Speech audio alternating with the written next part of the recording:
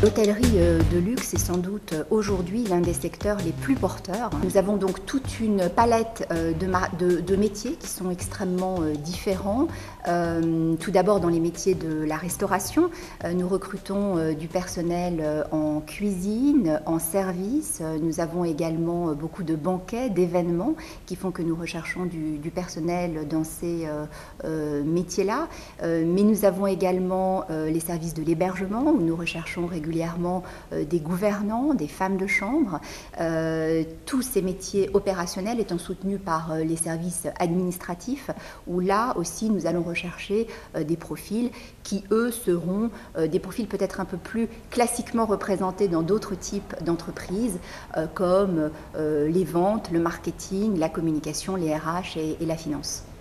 Ensuite, il y a toute une typologie de métiers qui sont peut-être des métiers un peu plus nouveaux, qui émergent et qui deviendront sans doute vraiment porteurs dans les années à venir, comme le yield management, donc, qui est la fonction qui vise à optimiser le revenu d'un hôtel.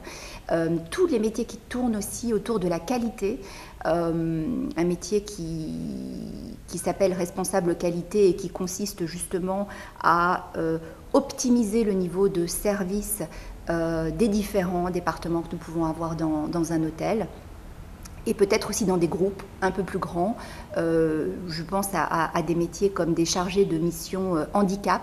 On recrute très largement des types de profils assez différents qui peuvent venir d'écoles hôtelières, de BEP, de CAP, mais également d'écoles de commerce. Donc en termes, il n'y a pas vraiment de parcours type.